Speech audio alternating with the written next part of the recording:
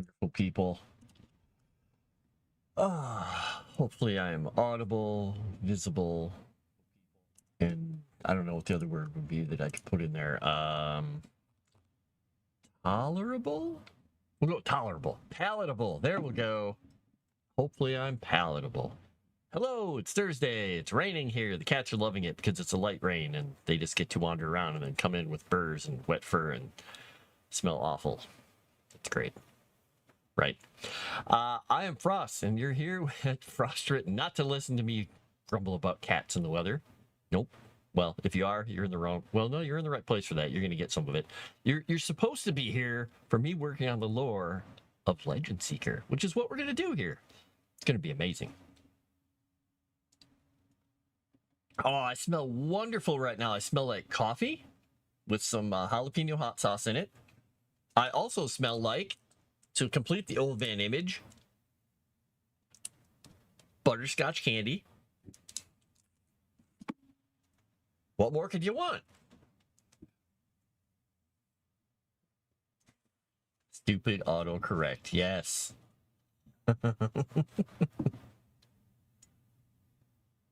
All right, you go to kick. We're talking over there. We're doing stuff. We even had a bot get smacked on the head by our very own Croissant. It was amazing. It was amazing. So, at the moment, I was fleshing out a couple of landmarks because we've got a whole bunch of very interesting things in the world that don't fall under the category of a kingdom or like a specific town or a location that something happened at for like a war. These are locations. These are things that are sort of legendary, maybe mythical. Some of them are probably more frequented than others, but I started out with Mordecai's Throne. I've just been re-adding some of the information here because I had that in a separate document. So we're plopping all that back in here. Be right back. Gotta go kill a dragon. Oh, all right, Geno Fury. You do that. A cat cam would be nice. The literal problem with that is either it's going to be a camera looking at my groin because they always sit on my lap and fall asleep, or if I get a chair over here for them to sit on, which I'd have to set up kind of specifically, there'd be a camera looking at a nice chair, and the cat would be in my lap. It's kind of dangerous. It almost verges on, what, e-thought or only laps. I don't know if we want that. Bop, boop, beep. Twist it. Thanks, Dave. Thanks, Dave. That's great. Yeah, so anyway, I was working on some landmark things, but that was just me doing things off camera because I wrote a lot of this stuff up already. But I am trying to get the majority of the main information put in here. It's just basically so people they'll get an overview, and then we'll do some in-depth stuff. I'm going to be talking with Erudi about this because this is going to be a lot of overview and some specifics, but I want to find out how in-depth he wants me to go in a couple of these spots. Because there's a potential that I could be adding a bit much. Let's see, we just want the text. Yeah, keep text only. Okay. Boom, there we go. Move that one down. All right. Hopping from a single column document to a double column document sometimes causes a few weird issues, I've noticed. Like that one. There we go. Hail, Michaela. You have a bowl chair that ZD freaking loved. Oh, you know, cats love things that they can scrunk into. I have a, it's got 3 little sides to it, and it's just 2 metal hoops. And those hoops have a little piece of cloth suspended, like a little hammock. They're just perfectly round, but the cats love laying in them because they kind of lay there like a caterpillar, just curled up in a little bump. And if they get 2 of them in there, then they kind of curl up in a little pile next to each other. And they love it. Problem is sometimes if they decide they're going to be playful, they'll leap out of it and they can knock it over if there's not a cat in the lower hammock. So that always causes fun. I should just put a brick in the bottom one.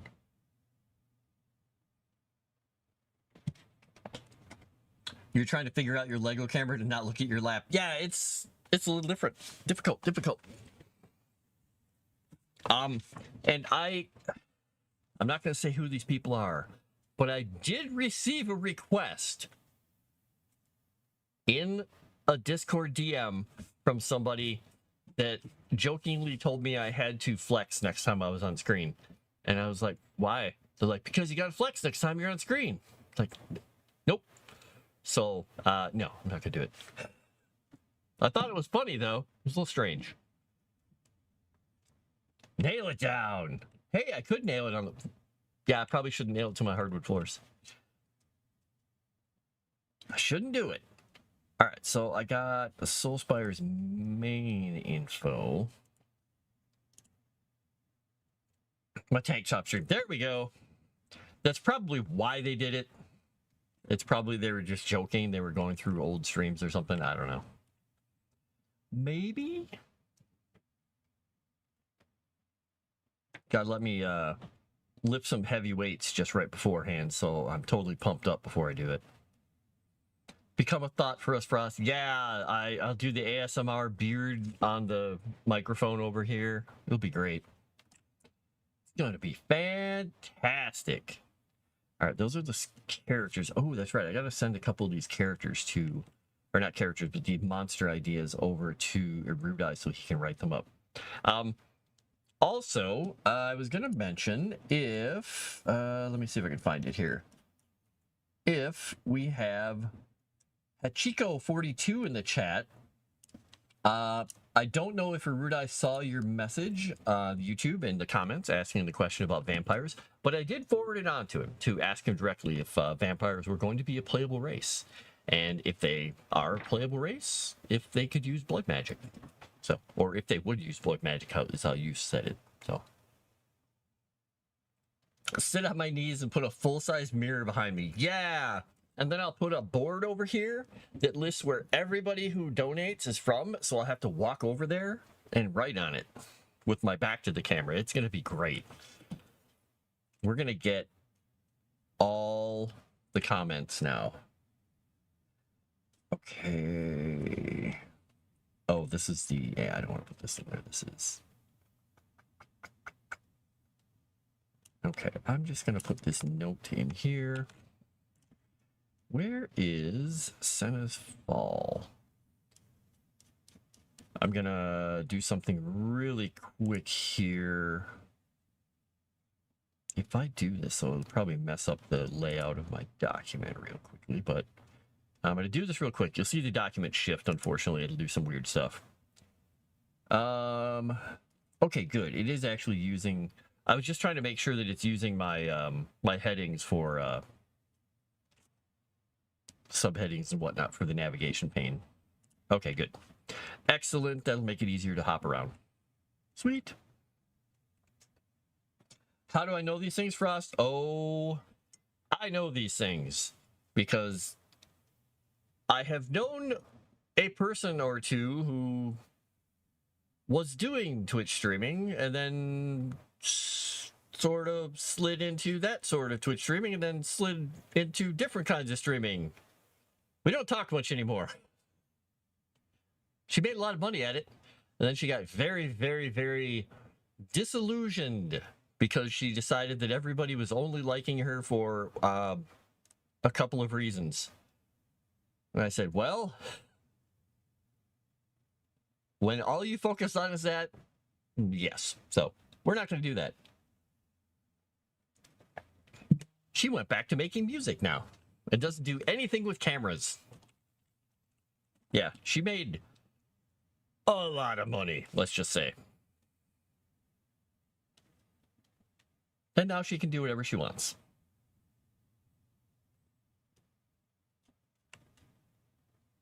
Where did I put these guys? All right, that's my notable landmarks. Now I gotta find the heading for Senna's Fall. Did I not put... Oh, there it is. Okay, I didn't add the info to it.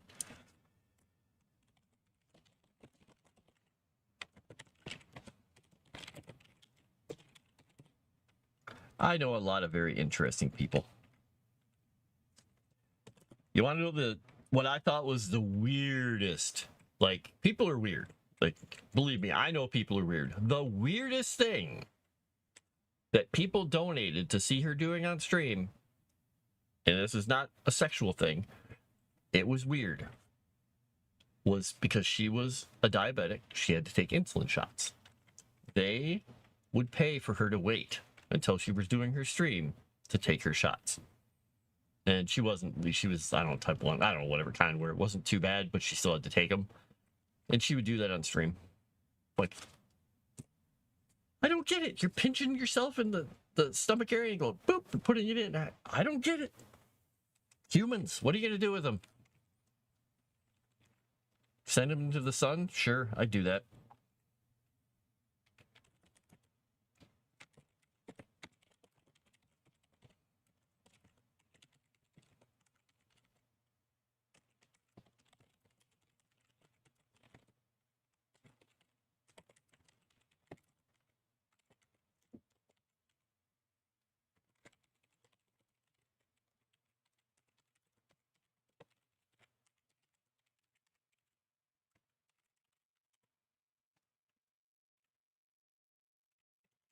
All right, we're going to throw, whoops.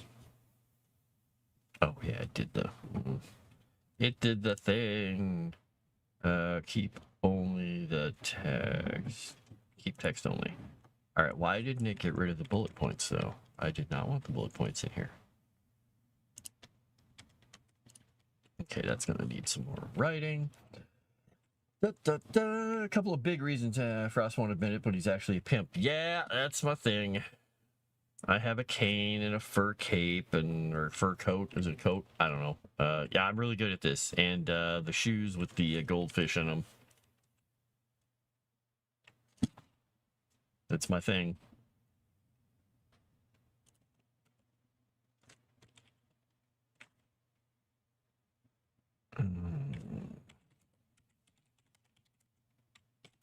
Okay. Okay, that is a. Sorry, if I'm making you sick with the text going up and down. I'm getting some stuff going in that part there. Okay, good. That note is made. Okay. Let's see. The caustic strand. I have to change that stuff from bullet points because I took a lot of notes when we were doing those writing streams in bullet point form, and I have to transform a lot of that to actual prose. So I'll be doing that. Some of that will be off screen because it's a lot more exciting. But I want to work on a couple of more landmarks here. And notable landmarks. All right, there we go. We'll go to the next one. Boop, boop. Let me check the chat here. It's like watching a car crash in NASCAR or Circus Freaks. Rip Blues, believe it or not. Not a fake pimp, an actual pimp. All the Circus Freaks. Well, you know, an actual pimp. Pimp. So, can somebody tell me? I don't know the etymology. Why are they called a pimp? Is it based on an old word? Is it like a 1920s, 30s thing? I've got to think it's around that time where that stuff came out, but I just don't know. Or is it even older, like maybe, the 1800s? I'm curious where that came from. Crescent shrugs. She does not know. Well, I could go find out really quickly while I'm thinking about this one thing.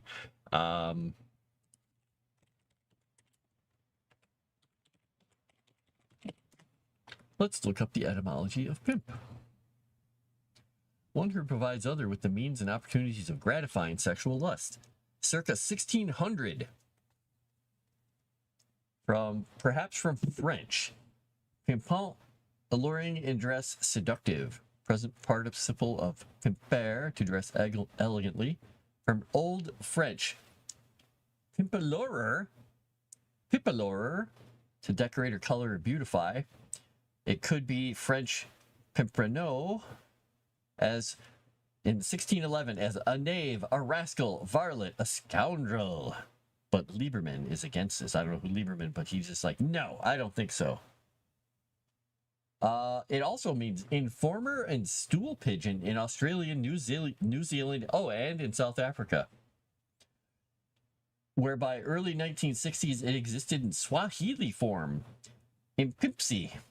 Pimpmobile, first recorded in 1973, 6 years before Popemobile. This site is amazing. Okay, pimp. A male procurer or cockbawd is also a small. Yeah, okay, a small stick, we'll just say.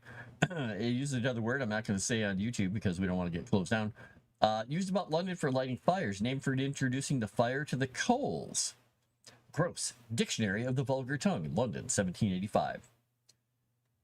Among the lists of late Middle English term for animal groupings was a pimpe of chickens or birds. A variant of pipe, flock. Okay. Look at all the things you know.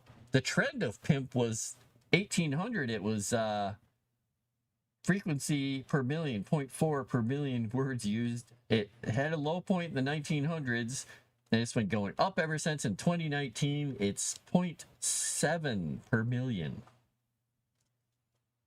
So look at that. Is anyone surprised it's French? No. No, Zacko boy, I think, quite honestly, that is one of the best ones there. I like it. I am a junkie for etymology of words. I love it because I had a lot of classes in college concerning the root words, Greek and Latin root words that are used in so many different languages. It really helps you figure out a lot of other languages.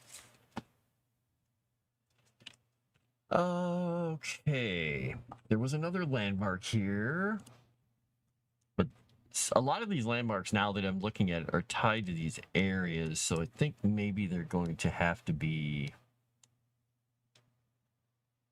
tied to their zones. Well, okay, so what I'm going to do then is I'm going to switch gears away from that. I got to go back up and I'm going to look at the storm. Now, I renamed this thing when I went to the Umbral Atoll. And we took so many notes, or I took so many notes on everything we talked about brainstorming for the Umbral Atoll. I've got to find the storm. All right. So there's the storm there. We have the storm. Okay, there we can kill that.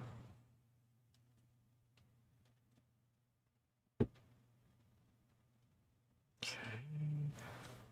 Da, da, da. Okay.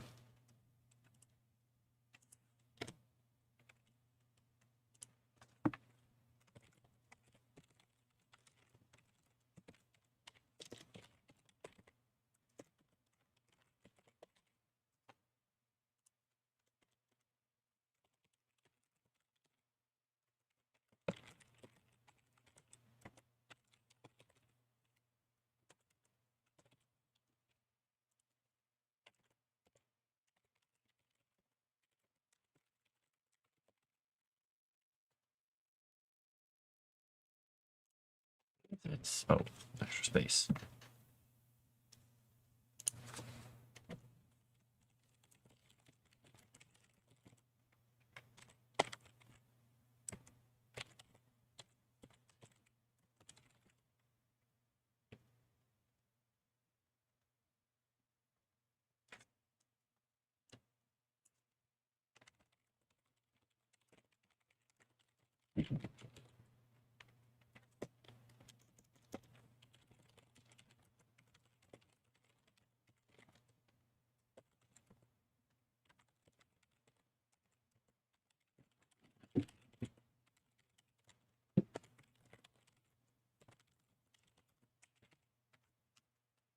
I spell the best. Other people say it. I don't say it, but other people do say that.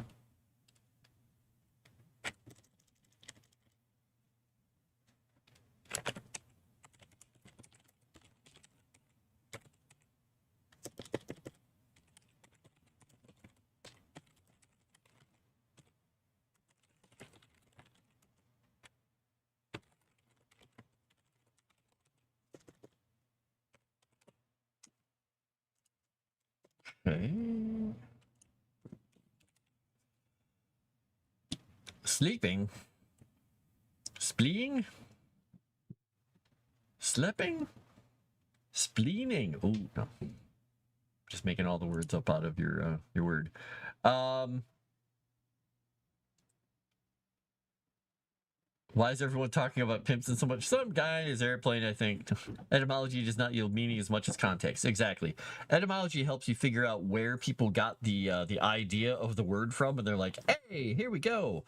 Context is pretty important, but also meaning can kind of come from the root words because you get an idea of like what the actual words meant.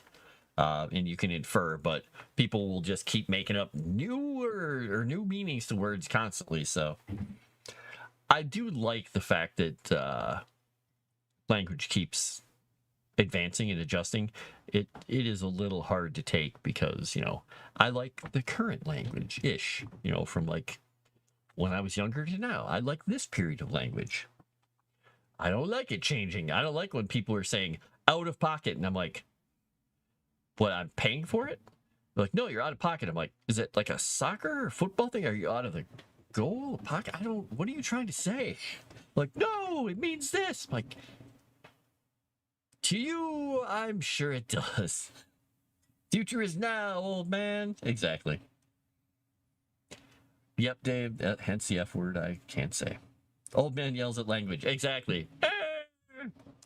When I was a kid, out of pocket meant I had to pay for something, and it was good enough for me.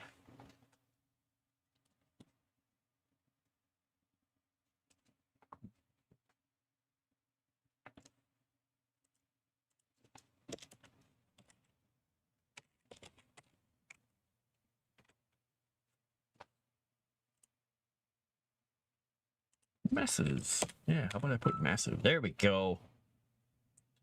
War placed here by Thalassios herself.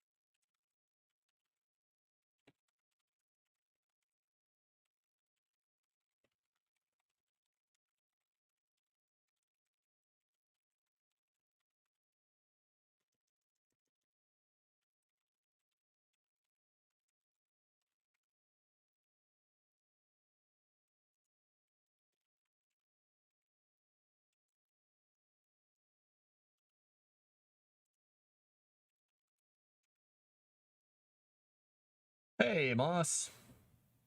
Focusing, really focusing. Yeah, if I ever get real quiet, I'm totally focused on writing some stuff. I got a lot to write. I got a lot of words to get out of my head on the page. Cluck, cluck here and a cluck, cluck there, Ninja. Very nice, Dave. Anything exciting going on in the world, Moss? I heard that RG3 got fired from ESPN today as a cost-cutting measure. It's like, oh, okay, I thought they loved the guy.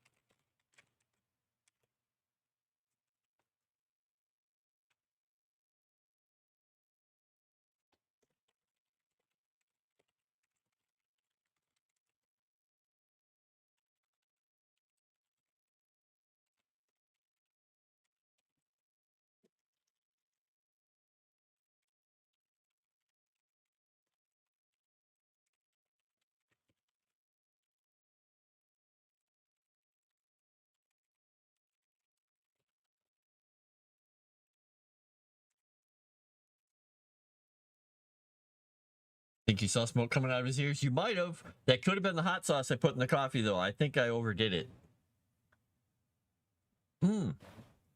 I was going to show you guys something that I thought was just weird. You have no clue what happened in the world today. Well, getting off work and just relaxing is good. So, I ordered groceries the other day, and I was so busy at work, I didn't get a chance to answer any of the notes that they said, hey, I couldn't find this, couldn't find that. I ordered some candy because I'm like, I want a snack. I want candy. I never have candy lately. So I got these little butterscotch discs. Whoops. Butterscotch discs. It was old man candy, right? Which I threw one on the floor to get that. But I also ordered a little bag of peanut M&Ms. Like, I like peanut M&Ms. These are going to be great. What I didn't notice is that the lady had sent me a message saying, hey, they don't have that size. Do you want this size instead? And then she replaced something in the order. Then I found out what she changed was she changed it from a little bag to this. This is 2 pounds of peanut M&Ms. I put a thumbs down in the thing for that. But she said in the notes afterwards, she said, I'm sorry we couldn't find those M&Ms for you, so I threw something else in the bag for you. I'm like, what? She sent a note and said her husband is a candy distributor and has extra stuff lying around sometimes. So what I think she did is I think she replaced the bag with those and removed it from the order because I looked at it, said refunded. I'm like, huh? She also put in the bag, and I checked the date on these to make sure they weren't expired, but they're all fresh. I didn't know these existed. Sour Skittle gummies.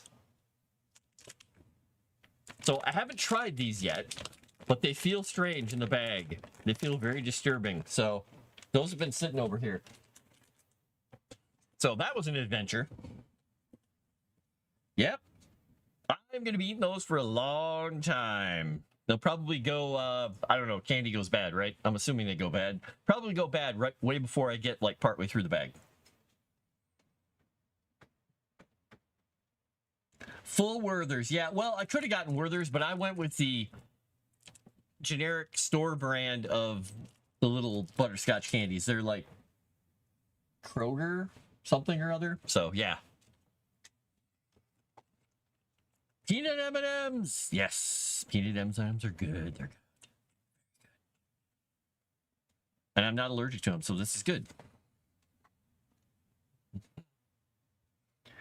Hey, Moss, while you're here, I have been playing around in Wonder Draft because this is where I'm playing around with an idea of a map for this world. And I'm going to be chatting with Erudi to see, you know, where we can make a map, who's going to do the art for it, how we're going to do it. I've been playing around with this program. Let's see. Do I have a picture for the map? I don't think I do. So what we're going to do is, I have it in the other setting, so I'm going to put a new, let's see, it's going to be a window capture, and we're going to do map, because I forgot I didn't put this in here. Oh, I actually have an existing one. Never mind, wait. I can bring it over. All right, this should bring this over. There we go. And I'll just resize it. I'm using Wonder Draft because it's an interesting program. I'm curious what, I know you make maps, but I don't know if you do world maps very often. I'm playing around with this thing because it's a pretty cool program, actually. You can change the art to be almost anything that you want it to be. You can, you know, make it Lord of the Rings-esque. You can make it like old feudal maps. You can change all the stuff around it. But I'm using this just as an idea to get kind of where land masses and things will be and see, you know, what we'll get for a final piece of art from someone. Be curious if you ever used it. Caramel M&Ms? What? I didn't know there were caramel M&Ms. I found out recently there were, or not too recently, I guess it was 2 years ago, that there were peanut butter M&Ms. Those sound dangerous, because I would eat them all. All right, so that was where I put the dwarven stuff. There's Santa's Fall. Okay. Boop. All right. And there's that. So, okay, I was just reminding myself of where something was. And if I move that there...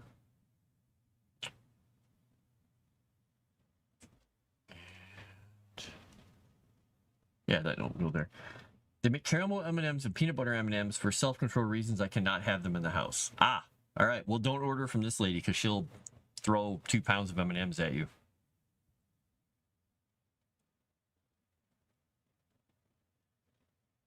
Okay.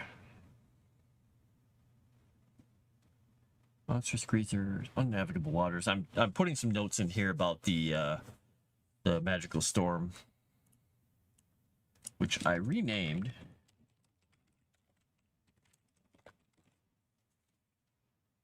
But I couldn't find the name in here, but I put the name out here, which is weird. I could have sworn I put it in this document before.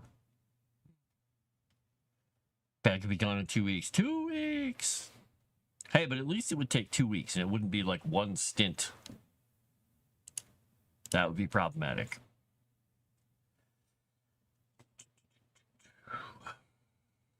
Lassie's crown. Okay. Now, I need to... One city can make me so sick. Oh, yeah, that would be some painful time. Just sitting there groaning on the floor. Why am I an adult? Why did I do this with myself? No. Okay, you might not sound like that, but... Campstone heroes like buried beneath new growth, forgotten battlefields, littered landscape as time marches on of securing the past. Okay. Oh, that was where it was. That was what it was. Ah, okay, got it. This, I'm trying to come up with a good name for this place. This is going to be, oh, I gotta go back to my home page, find my heading.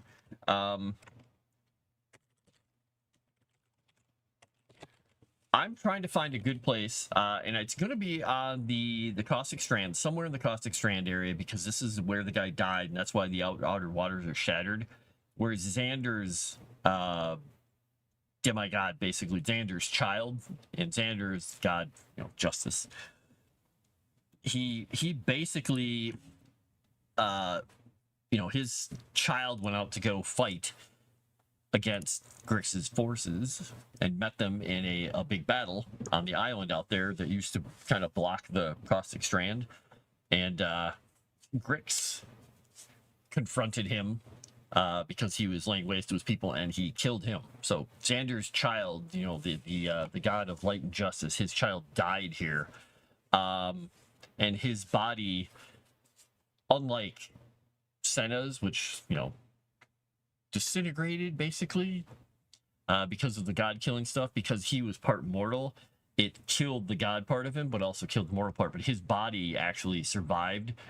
He couldn't be resurrected because, well, he's dead. His body came in, and these people came and they made a cairn to him.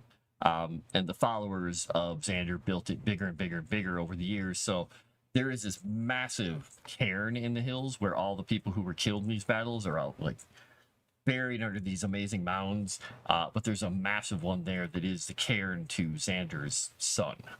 But I haven't come up with a good name for him yet. So if anyone has an idea of what would be a cool name for the god of justice's demigod son, well, throw him at me.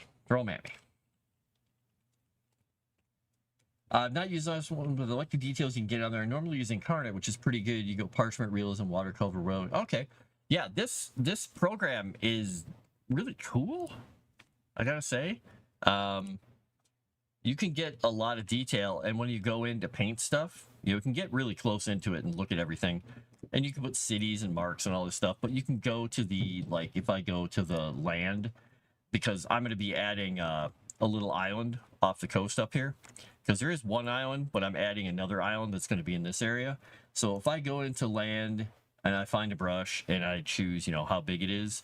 It's a really big brush right now, so I don't want that because that's going to be just a big square. So I will make it tiny. I will make a rough little shape here, and it paints out, you know, what you got in terms of stuff. So you can make it any shape you want. This is going to be following out from here, so it's going to have this kind of curve to it from there. you can pull it in even farther, and you can make all the little dingly bits and make all the little islands, you know, the stuff that connects it back over here. And then after that, you can go in and add even more stuff to it. You can put little bits and pieces on it. You can change, like I said, you can change all the bits and bobs and all the look of everything. So you can change the coastline color of the water. You can change all the different types of stuff. You can change what water texture you're using. You can go black and white for the water. You can go feudal and have the nice feudal water. Right now I'm doing imagination because it's nice and bright. Hey, fantastic, sarcastic. Xanadu, not go there. Just popping in from lurking to throw out a pun. You're a horrible person. All right, Dave, I'm coming back over to kick here. You didn't like that Wonder map that well. Better world map than Incarnate. Incarnate, lots better tools than Wonder for me. It was peanut butter. It would be a few days like a cemetery. Wonder does randomized edging better for world maps. Yeah, there's a lot of really cool stuff you can do in these programs. This one I went a little overboard with the edges of the water, but I had so much fun making it. You know, I made all the little, like the Outer Banks in North Carolina type stuff, and bays and shapes and things like that. The outer areas of Caustic Strand, where, you know, no big boats can ever get through here, because this is the island that was shattered when Xander's son died. And his cairn is up here in these hills. But there's one thing you can't do. You can see how sharp these edges are. They don't get anti-aliasing the same way as the rivers do.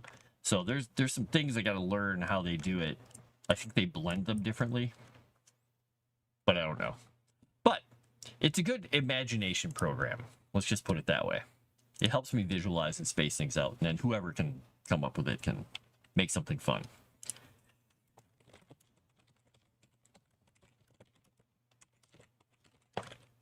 Do.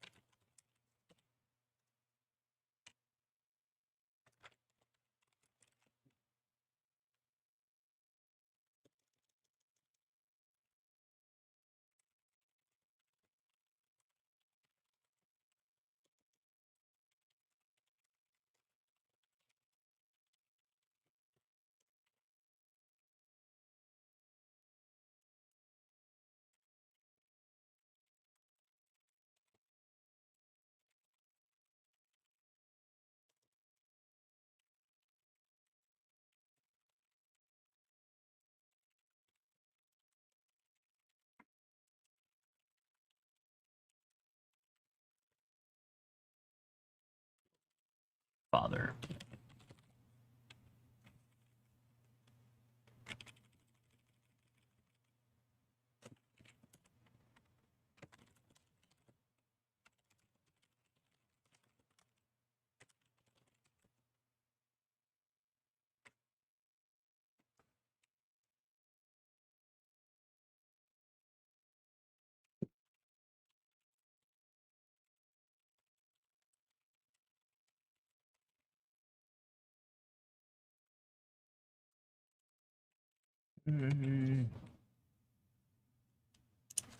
Let's save this.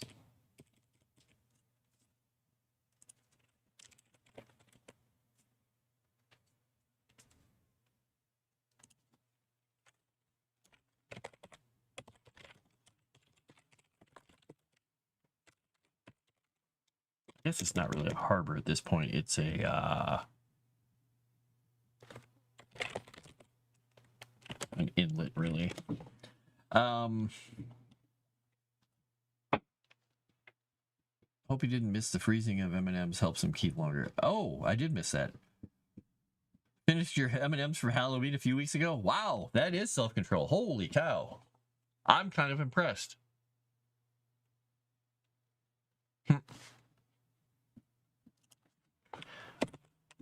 Justice. All right. Shining Bay.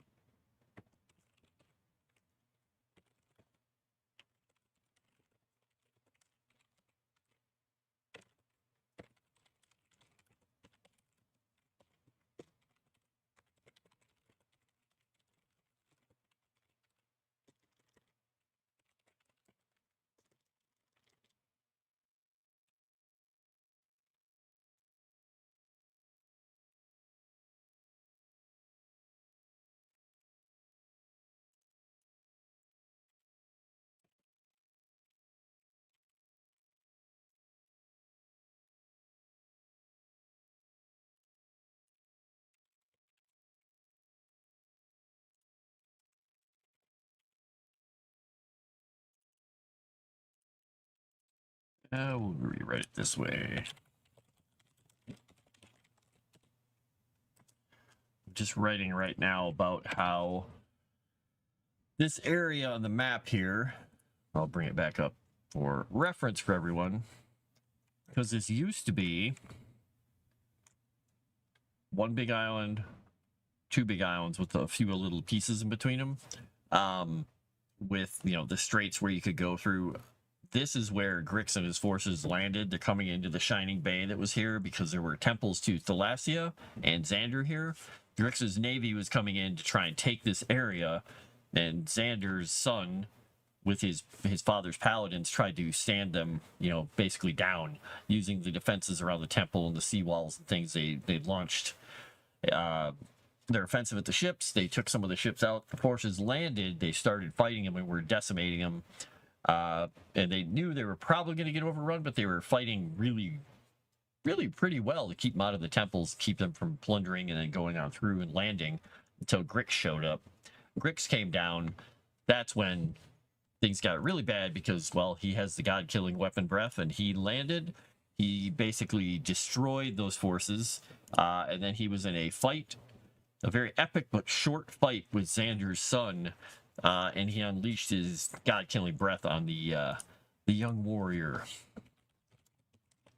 And this whole point here is because I wanted more than one god or godlike being to have died in the God-Killer War. So now we have Senna, who was killed and undone by his breath, you know, Grix's love. We have now Xander's son, fully killed by it. We have Davila, who was basically skirting the line between, you know, whose side am I on, advising him, trying to get him to, you know, love her, until he realized, or she realized, that he wasn't going to stop, and he kind of tried to kill her but didn't succeed, so she got burned by it. Didn't get killed by it, but she got injured by it. So this is another god that got killed during the war to make it a little more, because otherwise it felt like, yeah, I've got the god-killing breath, I'm only going to use it once. Nah, he's chaos. He would have used it more. Oh, I missed some stuff in here. Self-control, always do with Easter candy, Girl Scout cookies. Never really got a lot of Easter candy. Can't support Girl Scout cookies anymore. Can't support them either. Easter candy I just buy the day after Easter when they go on sale. Hey, there you go. Do that on Halloween and Christmas, the day after sales. Nice. Y'all are wanting to be making me want candy. Shining Island, maybe name it Tarnish. Well, it used to be the Shining Bay, because it was this beautiful, beautiful bay where the temples were on the, you know, the rocks out here. It was a shining, because he's the god of light, and it was like, there's this beautiful bay. When the sun comes through the rocks, it's just gorgeous on this calm bay and everything. And when they came through, Grix unleashed everything. He decimated, you know, the forces. He killed everyone. He shattered the islands into just waste and rubble, and they moved on in, and he just spoiled as he chased, you know, the remaining forces out of the area, the whole area. And there were a few more fights there, which now is why it's called the Caustic Strand, because all the water and everything coming through there is corrupted and polluted from all the magics that were let go. That's where one of the legendary characters grew up. And he was one of the people, we went over this in one of the other things, is where they harvest all the minerals and salts from all the multicolored volcanic pools. We've got the fishing villages. We've got the little blue sea lizard things. And we've got a whole bunch of other fun little creatures and people and stuff that we created for that whole area. And also the reason that they trade with the cities on either side, and no boats can really make it through except their little shallow bottom boats. So all the trade has to go around this area. We got a whole fun setup for this whole area. But this cairn is another thing I want up in the hills where people who are loyal to Xander would go, because there's a temple, there's a cairn, and there's remembrance of everything that happened there. So it's going to be kind of fun. Topaz, Bay It Shines. Bay It Shines. Blood magic streaming pool. Dar Dawed. Well, I guess if we were going with right now, these people are what you, due to the area and the way the water flows and the temperature of the water and the volcanic stuff, there's a lot of what do you call them, like the caustic stuff, but there's a lot of I want to say they're hot tubs all coming to my mind. What the hell are they called? The bubbling hot pools, hot springs. Like hot tubs, not hot tubs, hot springs. And the people along here are reminiscent of people along the Mediterranean and some of the Middle Eastern countries, where people have, they're exposed to the sun a lot more, because it's, it's not tropical exactly, but it is a very warm area, and they have more of an olive skin to darker skin, and when they're in the caustic pools, you can tell the people who work there a lot, because their skin is really mottled and bleached by all the chemicals and all the high acidity content and high pH of everything.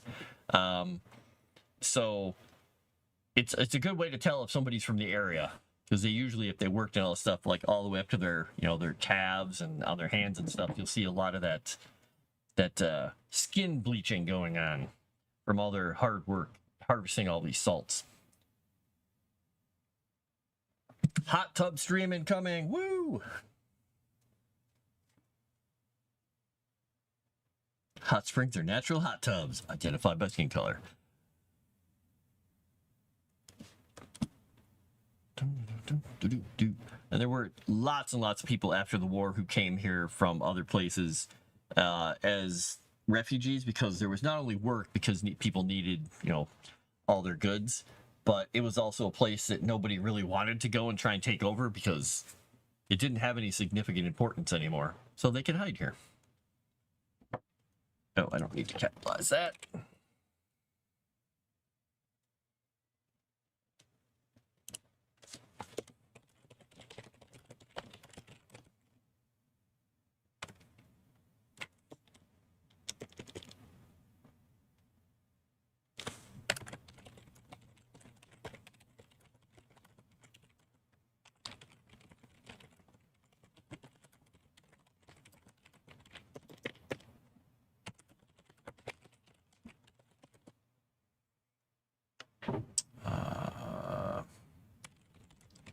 We're built on. There we go.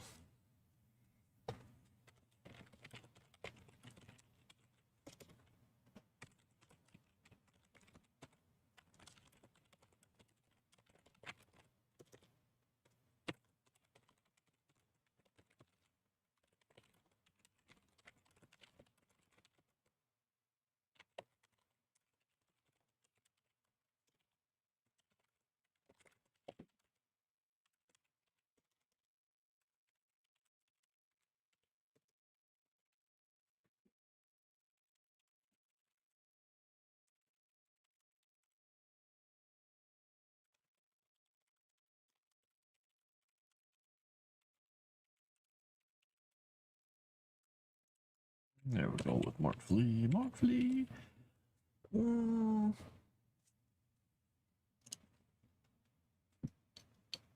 What do you call flowers that are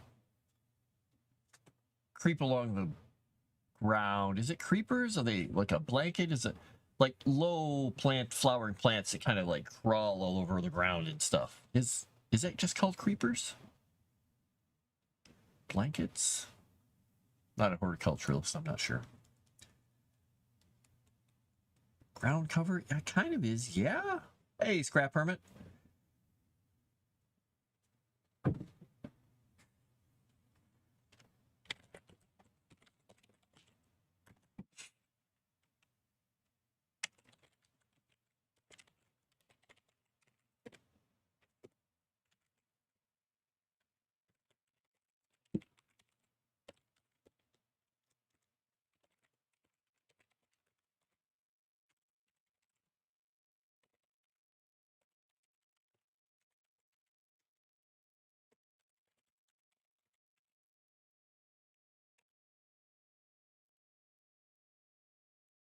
I typed that word wrong. Woo.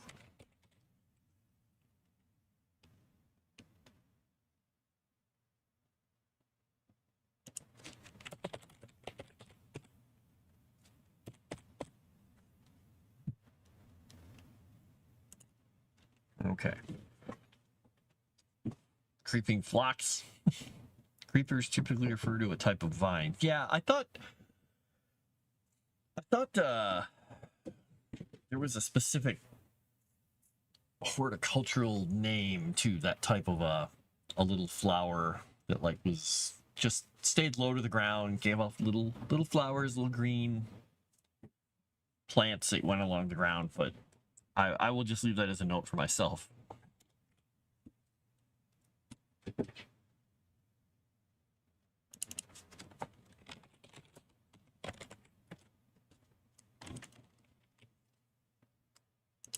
Okay.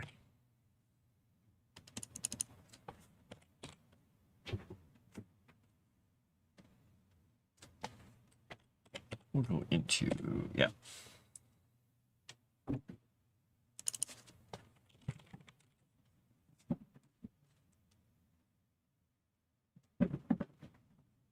Okay.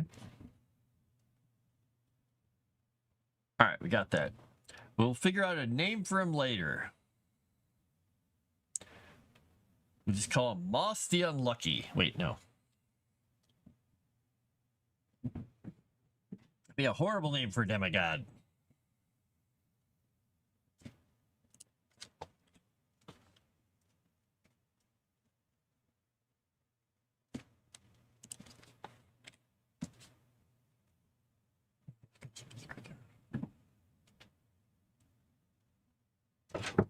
All right, make sure that saves. There we go. There we go. We're doing. Oh, we're about almost halfway through. Wow. Okay. Right. So we got that other. I'm glad I remembered that was the other landmark I wanted to throw out there. Moss the Bananaless. Invasive. Yeah, invasive or creeping seem to be the label I found. Creepers are invasive and creepy, but not vines. Clovers are invasive and creepy, but not vines. Oh, okay. All right. Because I know there's some little flowers that grow around here that are like a little vines and little leaves that go around the ground. They're just tiny little plants that go along, but they have these really pretty little yellow flowers on them. And I thought that was the clover stuff because they have little leaves that look like clover. Sweet clover, something like that. Don't remind me. Yeah, one of the possible exports is sulfur. They export all kinds of minerals, all kinds of salt, anything that they can get and they can take out of the volcanic vents, the caustic hot springs that they go through, and the salt areas, because they have all these multicolored types of salt that take a very specific process for them to get it out, because they have like pinks and blues and all these different types of salt. So it's a really colorful area, but it's hard backbreaking work for all the people because they have, the salt flats. It's like on the edge of the Dead Sea. And the villages and the whole areas are all set up for, like laying these pools out, letting the water in, and then closing them off, and then letting them evaporate, scooping up all the salt, exporting it. But they have to export certain types of salt, certain ways, so they can only do it, like we have to let this sit there after we close it off from the ocean and cover it for 5 days, and then you have to uncover it, and then you introduce fresh water in, and it does this thing, or you introduce another kind of stuff from the other pools, and that brings out the color in this kind of a salt, and we can sell these really pretty expensive salts to people. The people don't make much money, but it keeps them all employed, and they, you know, have pretty much an endless supply of this stuff there. So, Hail Moss, sir, got distracted with a package and the dog. Nice. If Moss was an enlightenment seeker, he would be some mostly harmless person who wanders around doing innocent things that just wind up being catastrophic, like a pixie. Oh man, with his best friend the Jabberwock. That will be fun. And I'm gonna tell you guys a little bit about the Jabberwock today. I'm not gonna give all the stuff away because I think I'm trying to see here because Erudi sent me the whole thing and all of it. But I think he was hoping that I would mention a little bit of it, but we'll have to see here. I'll let him decide if he wants me to chat about it, because we've got lots of streams to talk about it. We can talk about it later too. But he wrote up after we talked about the Jabberwock, and I suggested that maybe Kika had a hand in making it. He went off just boom and wrote up like a big long thing about the Jabberwock and how it relates to this world and what kind of a creature it is and what its function is and all the fun bits and pieces and how it's unique. It's pretty fun. The Jabberwock is a drunken bastard.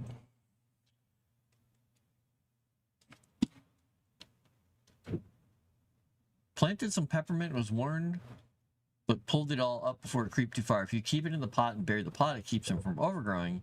The widow's told, but I broke the pot. Not good with plants. So I do Farming Simulator 22. Okay, Dave. Very nice. You've already been accused of self-inserting? Well, this wouldn't be self-inserting. This would be everybody else inserting. Because, I mean, I've thrown, you know, Kyle the Kind in here. We've got, where is she? We've got Michaela Medenford, the feisty halfling who runs a specific inn. I'm gonna find it again. I don't remember where I put her. She's in here somewhere. Oh yeah, there we go. Medenford's Merry Maiden, and she bears the last name of like a place. It's supposedly a legendary city or place where halflings had their own little kingdom place that doesn't exist anymore. So she may end up in an adventure at some point. And Moss, yes, Chrysant is some dinosaurs. The Chrysanthosaurus. Oh, and a carnivorous plant. If Commander N has his way, she's a carnivorous plant.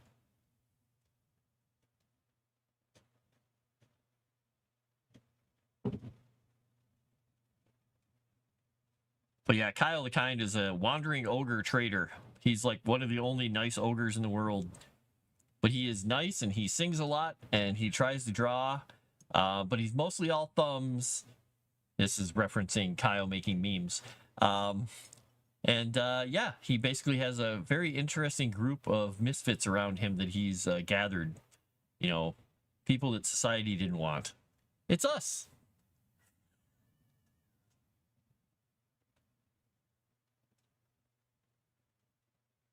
It's a strange meow.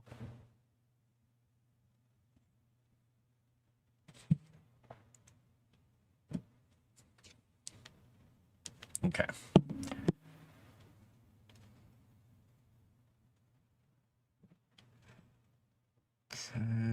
That is the symbol of the knighthood. All right, so we're going to go back up to here because something that somebody said last time made me wonder if I put this in the notes. There's the orcs, the Thunderaxe clan. Oh yeah, we have a Jarek Thunderaxe, which is, kind of a JT kind of person. Ash Tribe.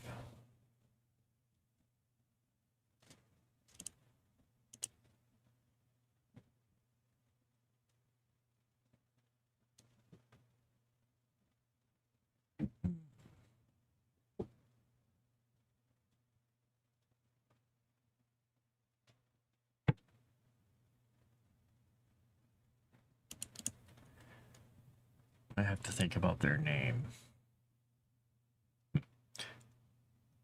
Troll Bombadil. Nice.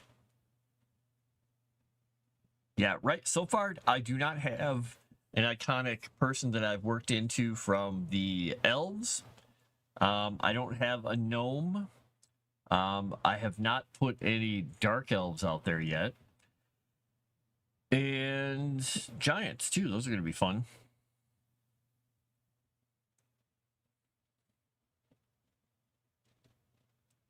There we go. We'll have a giant called Big Moss. And he's not as big as the other giants, but boy, does he get stuff done. Right? No, Jan Stamos. Nope. All right, this is Hillmouth. Okay. All right, there. Okay, we're gonna put this under its own little category. Because that is gonna be heading 4.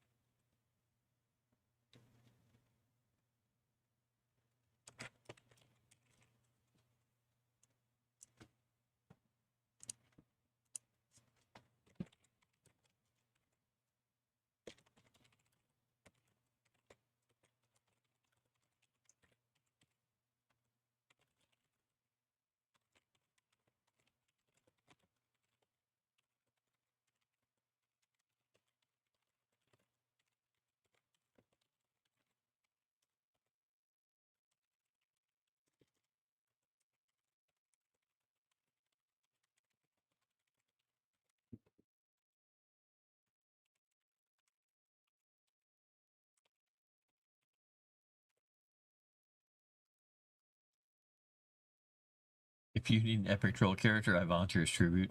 Nice. Oh, come on. Oh, I don't know, Moss. I'm trying to figure out where we can work in here. I'm trying to decide if it's going to be somewhere in the elves.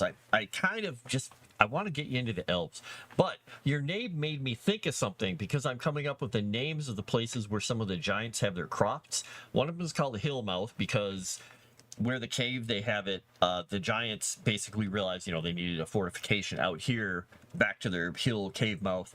So they took these massive shards of shale and stone that they found and drove the menhirs into the ground. So when you're approaching it, there's this big face of a mountain with this maw, but it looks like there's these teeth coming up out of the ground now where they made it. So, and there's a gap between the center two where the giants just jammed all these teeth down in. So it looks like there's a giant skull partly buried in the ground that they made. And that's called Hillmouth. This place is a place where the giants, some other giants found natural waterfalls, and it's just literally is really cool. It would be an idyllic location, but they, own it and they have taken over it and they patrol the area. But this is where they probably either water their livestock or something. But the whole place is just so wet from all the waterfalls falling into this grotto that is just covered with moss and lichen, and they just call it moss. You need a gnome. Moss is tiny. So this is literally I just like the idea of somebody calling, because I've also been chatting with people about because I was playing a moon simulator game, and I called my save Moon after the wonderful wolf name simulator. Damn it, Moon. So this is just going to be moss, because these giants are that smart, and it's just like the place is moss, and it has a lot more moss than in other places, so they call it moss. Find a tall person and make them a gnome. Yeah, moss by Fallwater.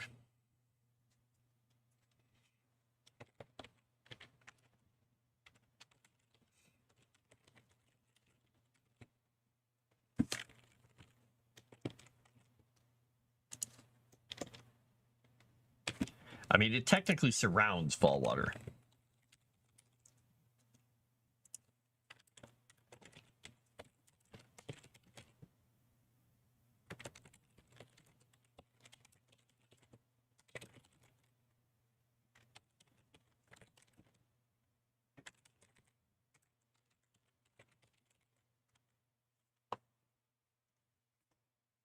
Can we get a woof? Well, I don't know about that. Why not a woof?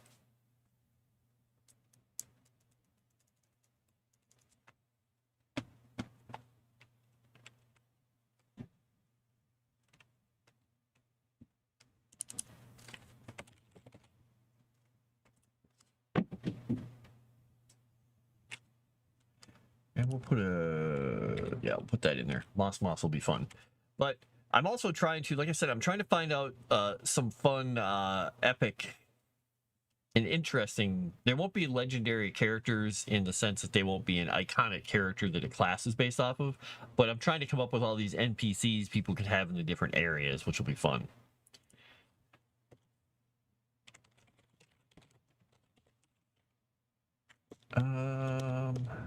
Okay. Oops. There we go. Woof woof. Moss should be one of the halfling water-faring people. Are there completely new, unique new races in Legend Seeker? You'd have to check with Erudi on that specifically. I mean, we do have the Soul Forge, which is basically golem bodies that have human souls in them because of the entire backstory of the God Killer War. So those are technically new. I know people have just said, oh, they're just Soul Forge, or oh, they're this, or they're whatever the other things are, the War Forge or whatever. Not exactly. They're a different take on them, but it's not new. I mean, you're never going to find something completely new unless you start making furries and stuff, which no thanks. And those aren't new either. Look back to Shakespeare. An animal-loving druid named Noel. Ew. Ew.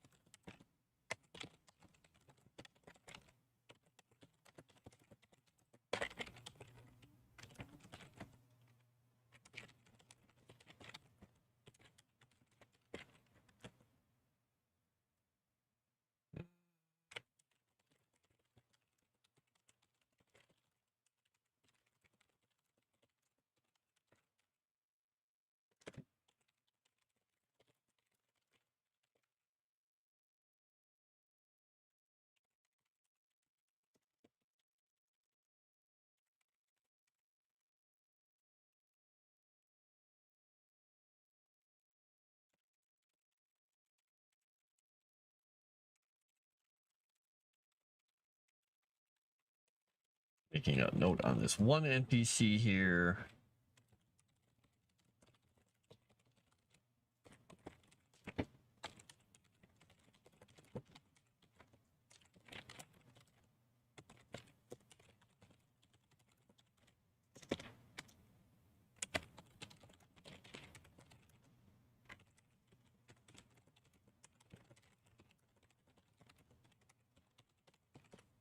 Okay, so we're going to put that there. We're going to give this guy a name. We'll pick up the name later.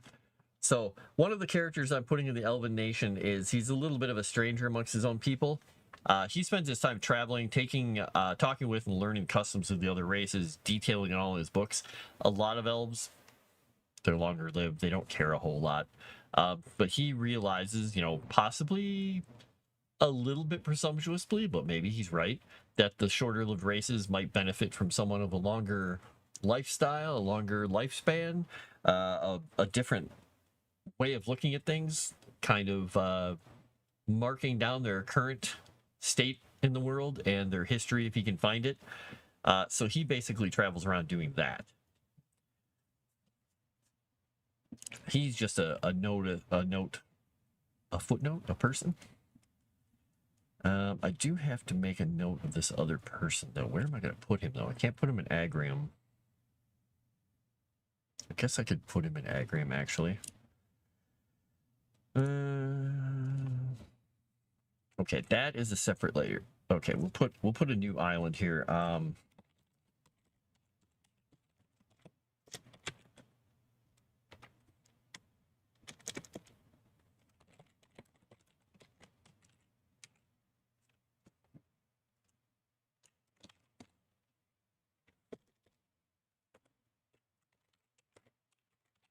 Let me check the word. I'm gonna check something here once. Let's see if I'm using that right. Who survives on nothing but water and hard taco meat? Oh my gosh.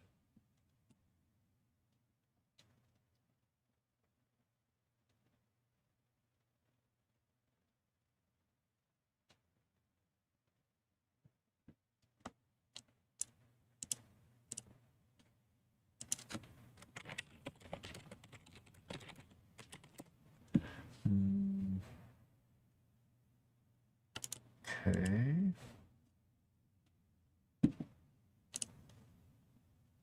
Nope, that's not what I'm looking for. Okay.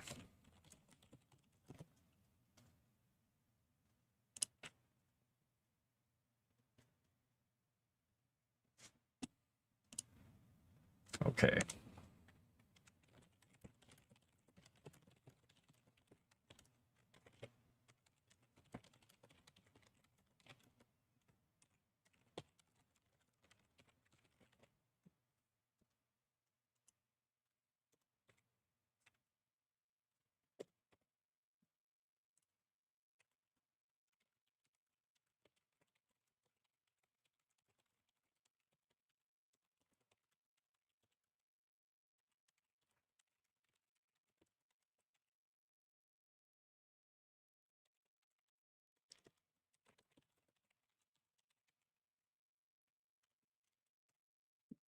I'm gonna give this a name. Call it the lexicon, even though that's not what I want to call it. I just want to remember that it's the law library. So one of the things that Erudi told me that he wanted to have at some point was a spot in one of the kingdoms. I think I'm going to put it in Agrium right now, the Island Kingdom. It's basically, there's a temple to Xander and a temple that basically is just devoted to law and laws and the history of laws of different cultures and people. You know, some of them lost, some of them current. And this temple and library has anything from ancient laws to modern laws. Anywhere you want to go find out the laws of something, they usually have some kind of information here. It's not exactly jealously guarded, but they will share the information, but they will, also gladly take a donation to go look at all the stuff.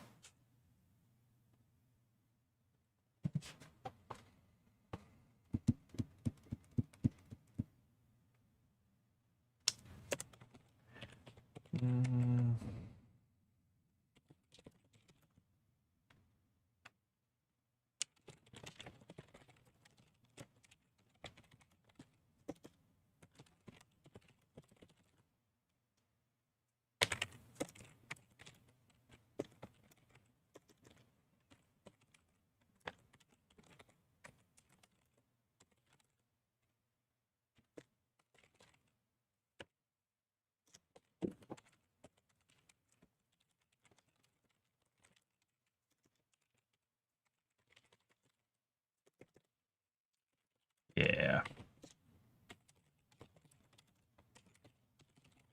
Okay, so I'm putting another note in here, though, that they do have supposedly laws here, certain tomes and scrolls relating to the laws of possibly gods, powerful patrons, and otherworldly beings that are only accessible by the paladins of Xander, which could be fun.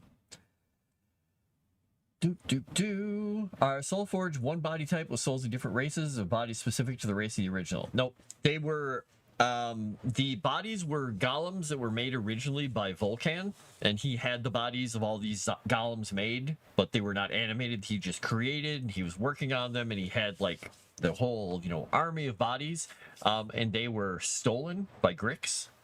And he went to these people who were an isolated group that was, looking for, the gods basically, and they had kind of a somewhat degenerate population. They were somewhat hedonistic, and he appeared to them, and they worship. They're like, dragon, we love dragons, we worship dragons, and they're powerful and everything. And he's like, yes, yes, yes. Basically, the trickster god. He convinced them that they could pretty much live forever if they did what he wanted, and he promised them all kinds of things. And he did a ritual that bound all those souls, and they were humans, bound their souls into these things. What they didn't know is that when their souls were bound into them, their bodies would die basically, and that they could never go back. And also they were completely subservient to him, so they had no choice. They were basically trapped in these bodies, unable to resist him, and forced to do really horrific things throughout the entire God Killer War. So they don't really die, because they're a soul in a body that's almost indestructible from the god's point of view. They won't just fall apart normally. You can just hack them apart and break them, so they will break, but they're really tough, and they won't just fall apart naturally. So the ones that couldn't deal with all the things they were made to do just wandered off somewhere. Like some of them walked into lakes and just went still, and they just shut themselves down and went catatonic and just shut down their awareness. They're possibly still in there. Their soul's still linked to it. They can't die, but they will go still somewhere. You'll find whole hordes of them in certain areas if you manage to get there. But it's basically, they're just these automaton bodies with the souls of humans that have no way of getting back. Now, there's a lot of other intricacies in the God Killer War, because they were broken free from that shackle, and then now they can do whatever they want, and a lot of them just still can't deal with it. Others have turned it around, and in the last 400 or 500 years since the war have been doing good things. Some are actually coming out of their shells, so to speak, now and doing things. So if you get a low level soul forge, it'll just be fresh and kind of reawakened, and don't really have a whole lot of skills other than the basics. They will go do things, and they will go out and they will try and make the world a better place. Or they could come back out and be like, nope, I enjoy killing people, I'm totally a monster now. But a lot of prejudice against them. Because, well, they killed a lot of people during that war. A lot of them. And one of the things I did do is I put that civilization on the island from the on the Umbral Atoll. That's one of the reasons that Thalassia has it encased in the storm, because that is the location and the place where that race used to live, and their civilization fell into ruin. People don't really go there, but that's the place where the ritual happened, where they were all basically taken away from their bodies and put in these things. And also the secret that he found of how to do it is also somewhere on that island in the Keeper's Vault. And nobody knows that, and nobody should know that, and nobody will be able to find it as long as they can't get there. But people will get there, because that's fun.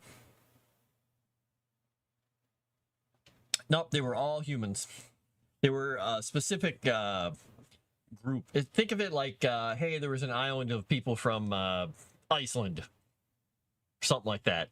And unless Erudi decides to swap it, they were all basically a homogenous population of somewhat hedonistic population who kind of like if you think of the Etruscans or the people from Crete or the Atlanteans, they had a really cool civilization, but they were getting really degenerate because they were like, we're doing whatever we want, we don't really care much about the gods. And then he basically tricked them into doing this, and there we go. Yep, and men are short-lived and looking for a way out, which is perfect. This is just perfect for me, from Grix's standpoint.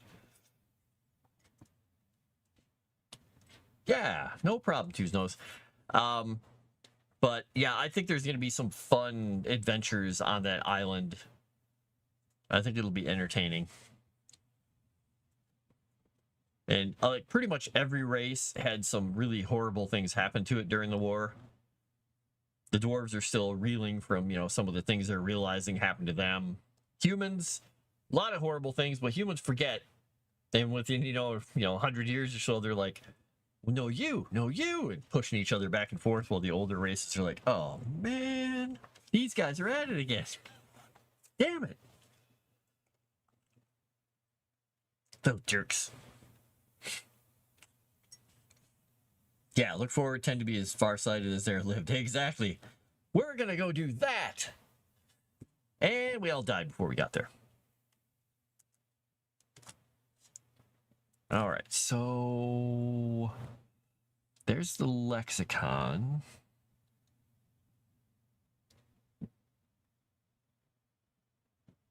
And I did call the little island that I put off of the coast of Agrim. It's a small, kind of like, like how England has little islands off the edge, and people are like, yeah, technically they're our island. And the people on them are like, fine, we're part of you. We're not happy about it. But this is a little island that lives right across off that little island I was drawing, the bigger one, when I did the map, right off the coast of Agrim, and it's called Seal Isle because pretty much it's just an island that has lots of seal population, but it's also got a gnomish colony on it. And they fish, they explore from there, they do crafts, they do hunting, they do all the normal things, and it's pretty much, it's their little island, and it's mostly gnomes with a few other traders and people who live there with them, and they have an uneasy relationship with the humans because, as I believe, I think the gnomes live around the same length as a human. I'll have to check with Erudi on that. And it really depends on how much the colony is interfered with. If they're like, hey, did you pay your taxes? They're like, you really need to bother with us right now. We're busy. So they're just these little seafaring gnomes that love living on their little island. And the seals do hump the gnomes do hump the seals. The seals do not hump the gnomes. The gnomes hunt the seals. The seals aren't out there clubbing gnomes. It's the other way around. Iowan Kingdom. Well, I could say it more clearly, but yeah. An Iowan Kingdom would be... It'd be very flat. No, kidding. It'd be very flat except on the edges where the river goes by. We're part of you, but not happy about. Sounds like Northern Ireland to England. Yeah, or, the Falklands or someplace, where they're like, hey, we're okay with, benefiting from your protection because we don't have a big navy. And if somebody comes by, they're going to raid us. But you guys keep up a presence, so you keep us happy. So fine, here's your taxes. But just stop bothering us about them, okay? All right. Is one of those gnomes named Jellybean? I don't think so. There are no orchards, and Jellybean did a lot of climbing in trees when he was little, so I don't think Jellybean would come from here. I wish I could hunt seals. Kiss from a Rose is an annoying song. Okay, I laughed too hard at that. Let's go back and see what this is. What's Kick saying? Legend Seeker should include dog-faced ponies, a playable race. It could be similar to Centaur. Bonuses for playing as a soldier. Oh my gosh. I missed that. Climbing in trees, climbing masts, tomato. There you go. Hey, if you didn't catch Smoke and Barrel, you've got to congratulate Moss because Wilhelm managed to knock out, and I don't know if he technically broke Owlbear's jaw in quite a dramatic fight on deck. I'm just saying. That was pretty good.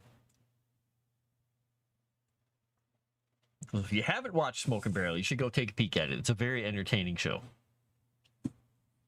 Yeah, I just ruined something. Sorry, I ruined it for you, but he got some good rolls. Unlike Moss, I know, but he got some good rolls. No, I'm kidding. He did roll some bad rolls too.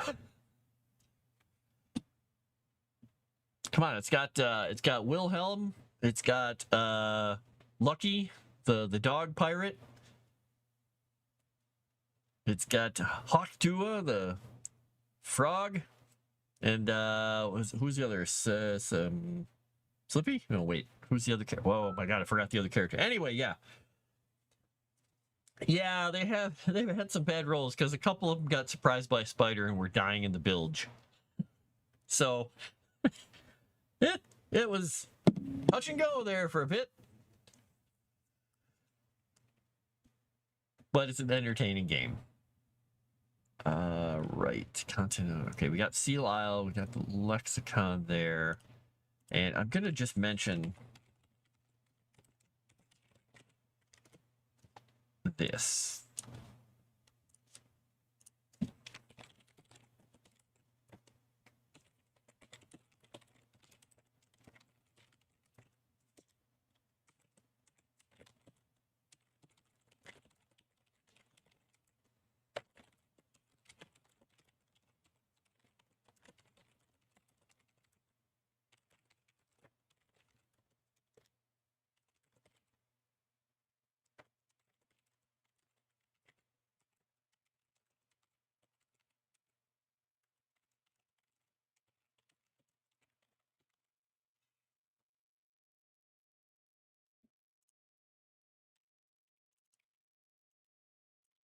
Okay. There we go. Boom. Gears, right? Yes, Gears. I was like, what is Megan's character? He's like, Gears is ready. Yeah, okay, there we go. I got the voice in my head now. Yeah, it was pretty much at the beginning. You're right. That's true.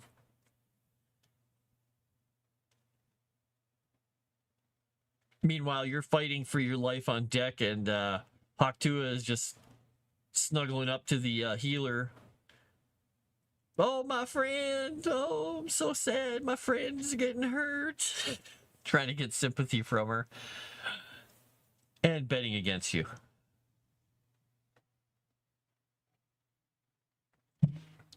True friend, true friend.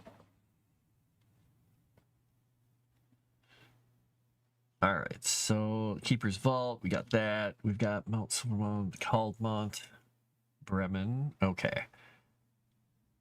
I haven't put anything else about the gnomes. The gnomes I'm going to have to hit separately. I want to ask a few more questions of Erudi about gnomes in general before I go into that. All right, the lexicon is there. Lesia.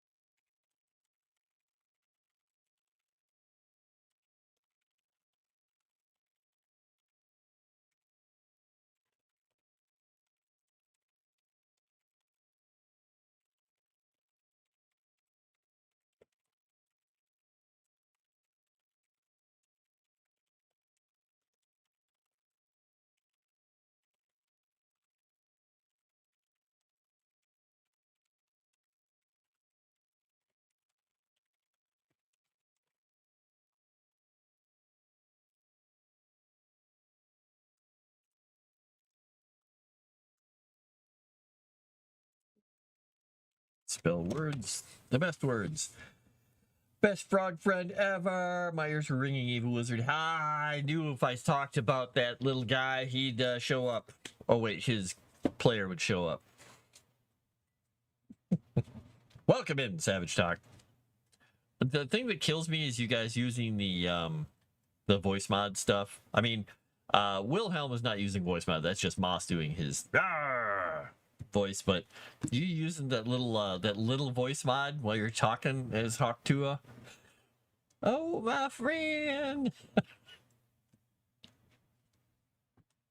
I enjoy it.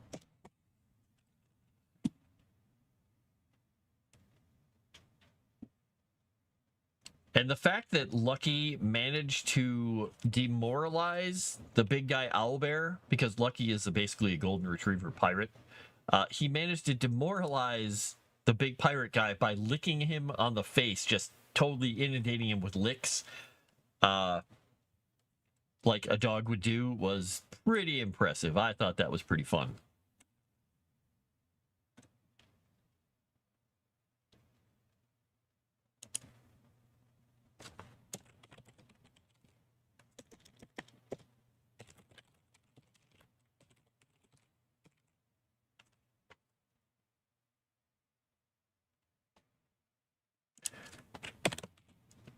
It was good stuff.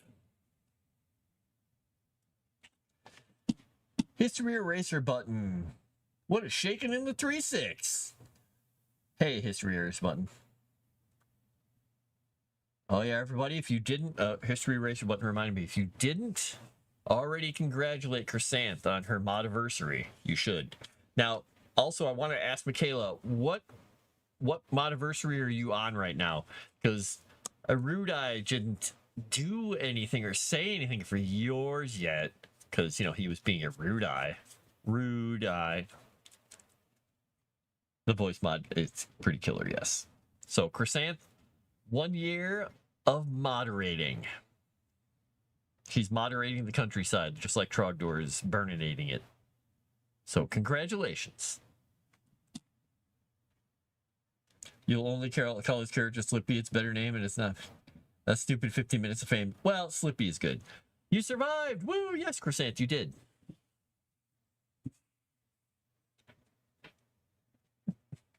Smallest mod. Oh, Dave. Oh, Dave.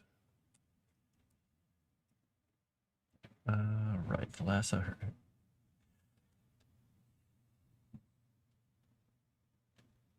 Okay.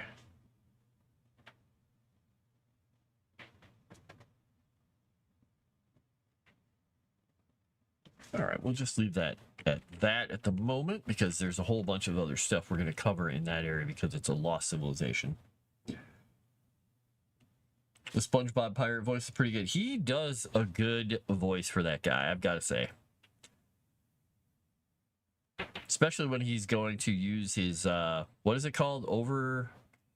The overpower? No, surge. What is the power called? Is it overpower? No, it doesn't sound right. I can't remember what it is. That power. Overdrive. Yes, overdrive. That's what it was. Thanks, history eraser button. Okay, you want to say Michaela became a mod in March sometime in the spring? Okay. It's only been 20 years since you heard the name Trogdor. Hey, I was thinking about it the other day because when I have the map up, you know, I've got some consummate V's and stuff here. Just saying. You know, we got the mountains, the consummate V's. Consummate V's, I said consummate V's. Homestarrunner.com. It's .org. You actually sang the song in one episode, did you? I don't remember that. Kills your voice, nice. Fighting Trogdor is strictly for peasants. Oh my gosh. Trogdor. I got the music in my head now. May 26, 2023. I had to go find the stream that he modded me on. Hey, but you have the date. Congratulations. So it's a year and, what, 3 months? Almost 3 months? JT's character creation for Mummy's Mask. Oh, man, that's when you got modded, eh? Oh, my goodness. Wouldn't know Majesty if it came up and bit him in the face. What was, his Homestar Runner's girlfriend? Marzipan? Was that her name? I want to say it's Marzipan.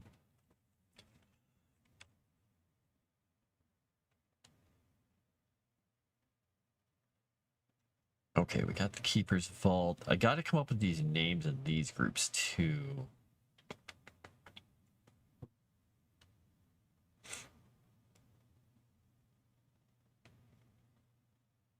Time stamped it. Nice. Marzipan. Okay. Hey, I'm remembering things. Look at that. All right, I'm not doing the gnome enclaves right now. I do have some more things to fix in here. All right, I'm going to read through my Soulspire stuff because I have to rework a little bit of this too. Trogdor is basically Talos.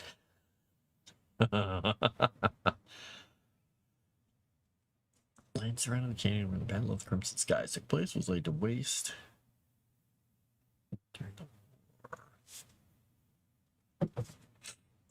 Arendor, trying to restore everything to life. Devastating the natural order, everything is blistering the land, cracking the crust, flooding the valleys with toxic subterranean gases.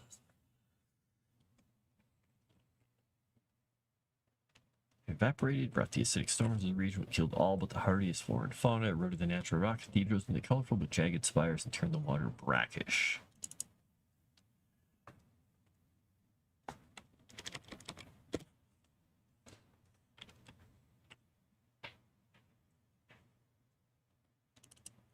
Okay, we'll just say inhospitable. I don't need to say somewhat.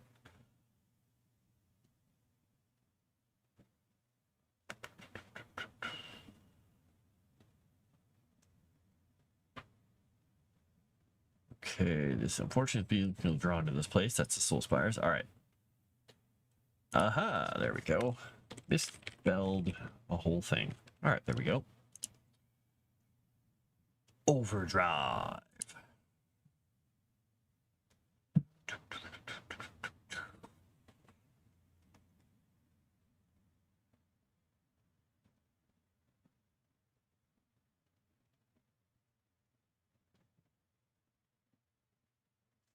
Okay. that works. That's a good place to cut that one off. Those are the orcs.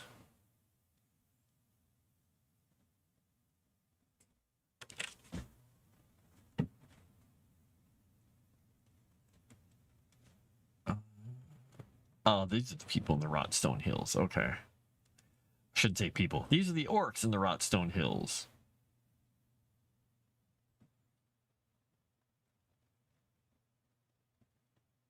Okay, there's a legendary dragon out there, which is going to be cool.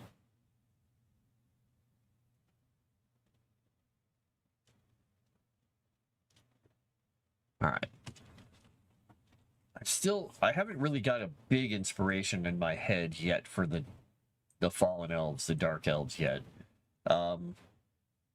Because I believe, as Erudi put it, they're not drow. They don't have an underground kingdom. They don't worship Lolth. It's not all this whole weird craziness. The fallen elves are basically just elves that fell to darkness. And they're going to be groups and organizations and versions of them in the I'm not going to give away too many names and stuff of some of the places that they come from and live and frequent. They'll be in certain areas. Okay. All right. This is there's Moss, and Hillmouth. I want to come up with another giant fortress. And I'm getting a phone call.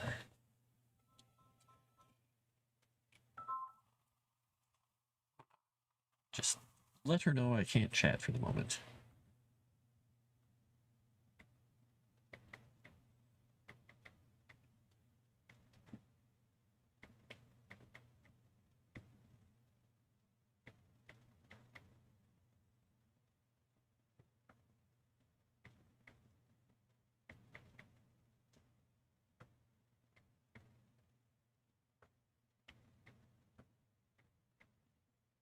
There. Dwarves should run the bank. Is there a banking system versus non-commercialized banking universe?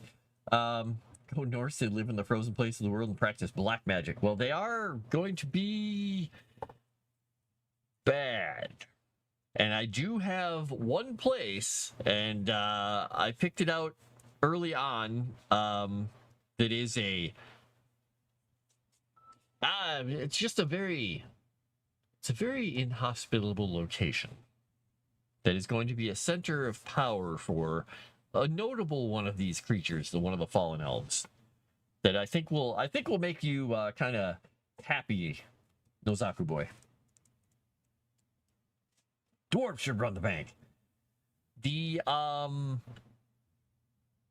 Yeah, I have a note in here that I'm going to be talking about the money system, but I think I'm assuming what Erudi is going to do is kind of the idea of, like, without going into it, we're not going to do the Romans start shaving all their coins and destroy their own economy. It's going to be normally just kind of that low, what would you call it? Low intensity banking in the game. So it's going to be some standard coins that most people accept from most places. DMs can go into their own money systems and say, hey, Electrum doesn't exist because I hate Electrum, or nobody almost ever sees a gold coin because everything is this, and adjust the prices, or this kingdom makes their own money, and if you bring money into their kingdom, they're like, hold up, you're going to change your money into our stuff. We'll judge how much your coins are worth in our money, and they'll go through all the points and all that stuff and be like, here's how much your money's worth. And they'll have to deal with it. I could see that happening, and possibly in some of the places in Agrium and some of the other bigger human kingdoms. It could even totally happen with the dwarves. They could be just like, that's cute. Yeah, that's not pure gold. So here's how much your coins are worth to us. So I have some loose notes on those things, but again, it's really up to the DM. Giving him some suggestions and ideas is probably going to be where it goes. It won't necessarily be in the lore here, but I do have the idea that there is a massive what do you call it? You know, the Spanish have their armadas, that the dwarves have their caravans taking money back to Mount Silver Mountain, because it's called the River of Silver, because, you know, wealth flows out of it, but wealth flows back into it too. And they call that the River of Gold. And they actually bring all the stuff back. So the River of Gold flows to the River of Silver, because they love those things. In fact, you know, before I forget about it, I should put that in here so I don't have it separate.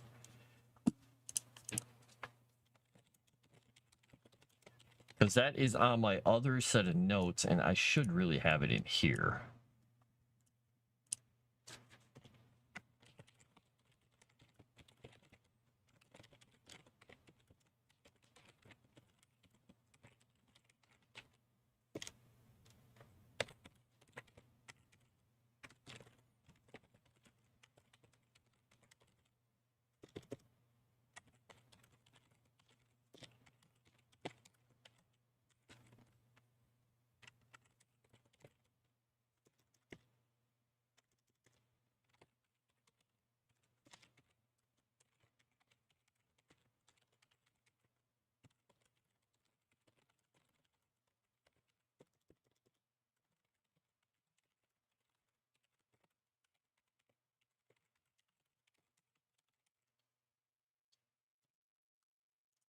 All right. So I tend to get a little poetic with some of the stuff that I create, and sometimes serious. So that's good that Erudi has some of the same things, you know, some serious stuff, a little bit of poetry and whatnot, but also some goofy stuff to kind of mix it all up.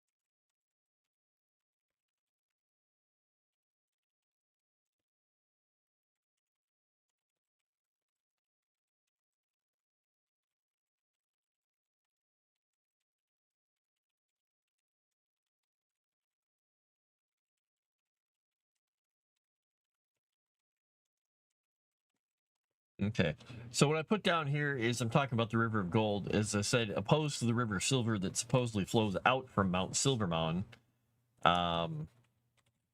which is the name of the mountain, the River of Silver.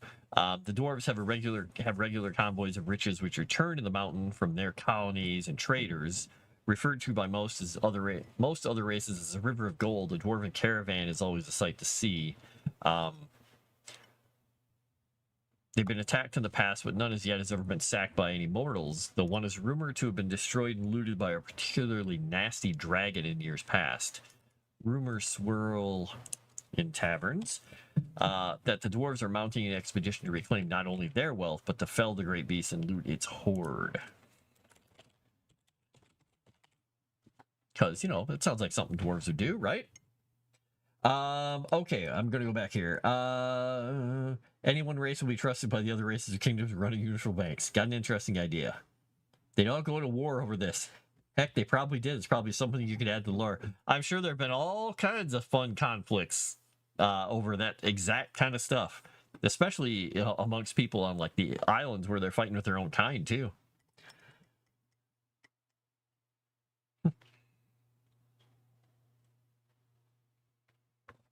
All right.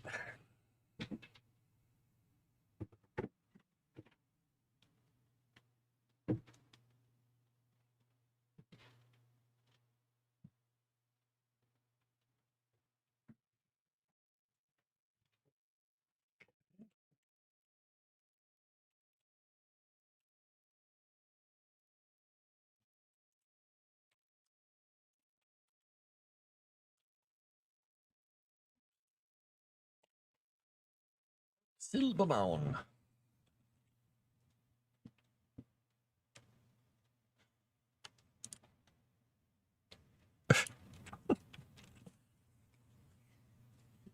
It's just sometimes the grammar tool in this thing is just crazy. It's like, no, this is how you change this. No. Like, that's not the word I want to use at all. You're wrong.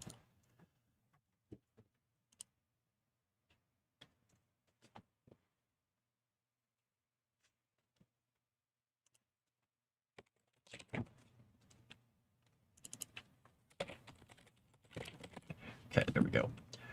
I want to do another callback to the idea of the river of silver, the river of gold, but I got an idea in my head, but I'm not going anywhere with it yet. It kind of stopped there. So we got a thing, a little hot coal burning there in my brain. It's not a tumor.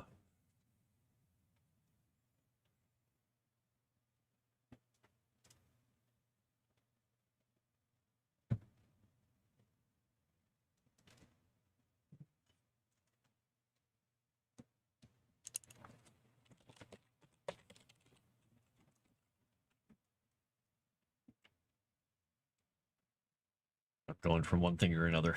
I just keep going down through. I'm like, oh, I got a note to put in this. Oh, I got a note to put in this. Dwarves and records of this long list. Ah, okay. All right, so that is... I guess what I'm going to do... I'm going to put this in its own little category. Since I have named it now, throw that there. Bedford.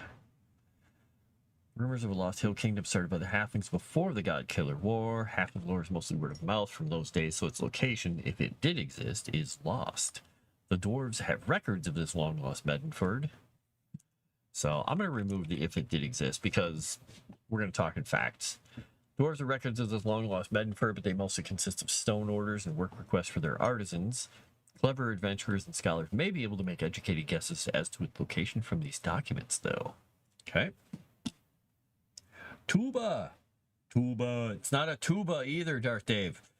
Feline named the JJ. Waxing poetically? I usually just wax on, then wax off.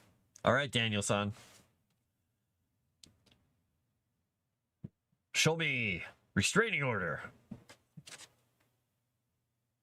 That's the end. That's the whole move. All right. Oh, this brought me back to Meddenford's Merry Maiden. There we go. One famous innkeeper in the halfling village near the Caustic Strand is a certain fiery red-headed halfling proprietress named Michaela Meddenford. She owns and runs Meddenford's Merry Maiden, tavern with a stable and a nearby inn with rooms. It's famous for a drink known to knock weary travelers for a loop, as it is made with the local cherry-based liquor, grain alcohol, and pepper mash. The orchards near the inn are famous, and all the land surrounding it. So there you go. She's got her Chuck Norris drink. And the Soul Spires. All right, what are we doing? How are we doing in time here? Oh, I've only got like 10 minutes left. Okay. There she goes. She's kicking everybody with her drink. So we got a little bit of people getting knocked down, and a little bit of I guess her hearkening back to some crazy stuff, which would be fun.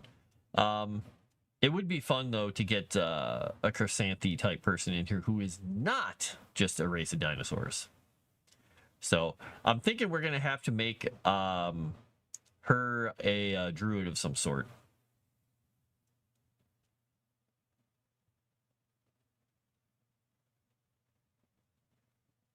We'll just make her a dark elven druid.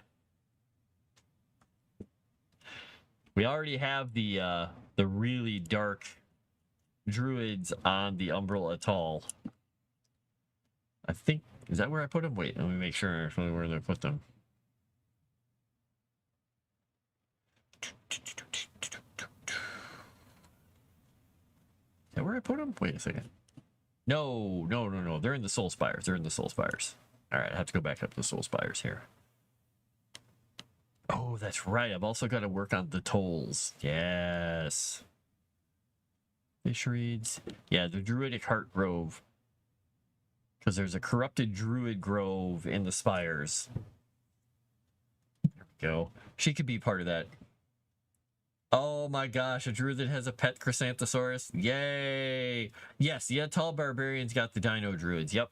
You are correct, Rory the Romulan. Yeah, the Soul Spires have the corrupted druids and the other Druidic Heart Grove, because this is where the legendary Soulforged druid has her place. Because this is where we have the corrupted mangroves, the corrupted fungal ent. These corrupted druids serve both Erendor and Mordecai, which Erendor doesn't like, but it kind of works as a natural force.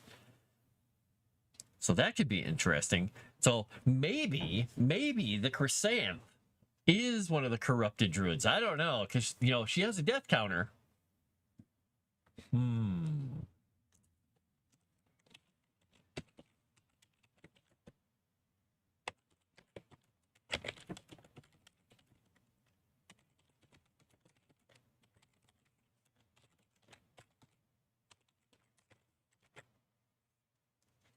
She could be a druid with a specific death ledger she keeps for Mordecai. There we go.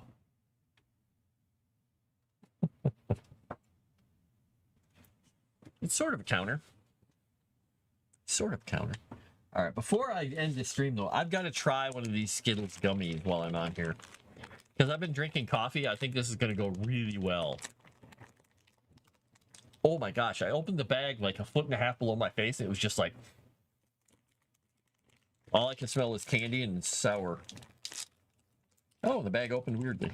Oh my gosh, they look like Skittles that somebody left in the water. They're like these little gummy Skittles.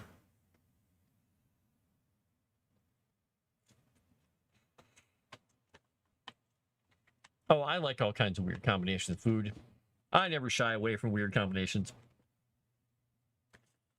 Okay, they basically taste like a sour, gummy piece of candy. Nothing unusual about them. She's a Death Note druid. Sure. Knocks him out and drives him home.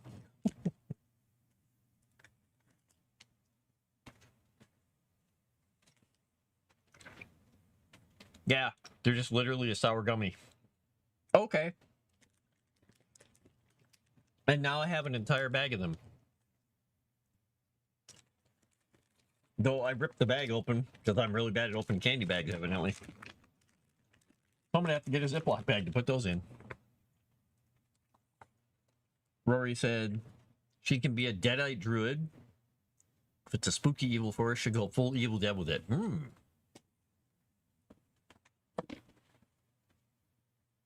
Yeah, we'll give her the full, what is it, the Day of the Dead paint on her face.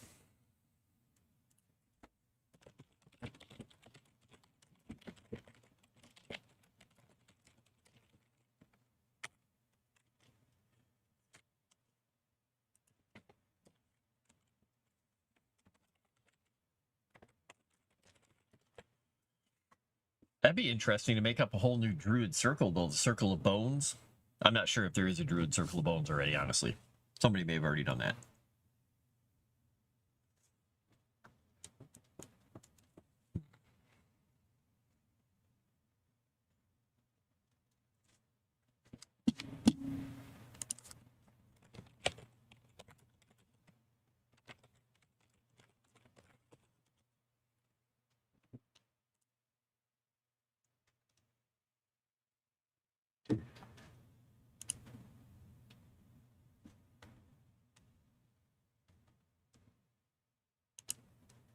Yeah, people have made some.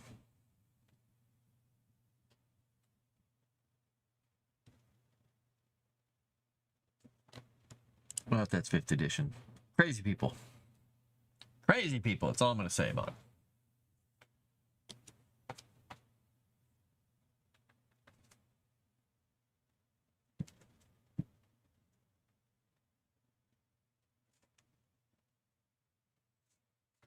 Okay.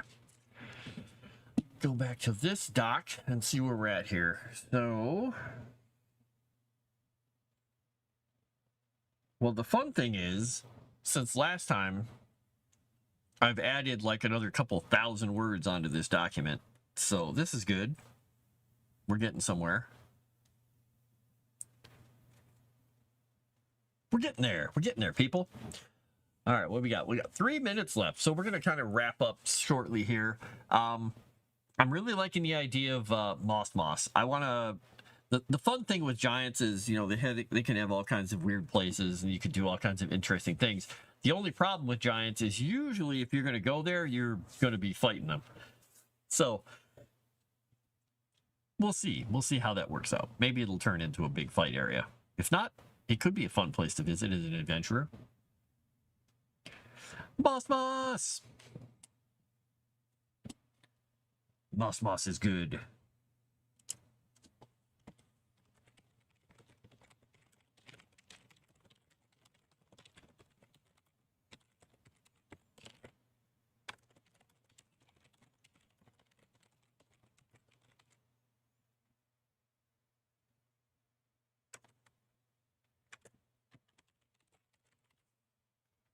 Yeah, because I have it note down that Moss is the place, but Moss is also the name of their chieftain. So no matter who inherits the throne, becomes the new Moss. And Moss is there. Nice. Hey, Moss, by the way, JT was telling me he accidentally tuned into a another group that was doing a Call of Cthulhu stream or Horror on the Orient Express, and they didn't do an intro of much of anything. They did, you know, by the second episode they were in France already or something. But he said they had some things totally switched around. Like Macriat was the professor or something like that, and it was strange. And they rolled a new stat too, which you should ask him about it. It was something. Boss. Ooh. I'm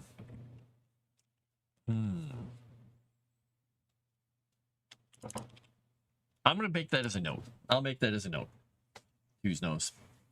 Thick felty moss. Yeah, I think it's gonna be fun to have this thick felty moss and everything. Oop.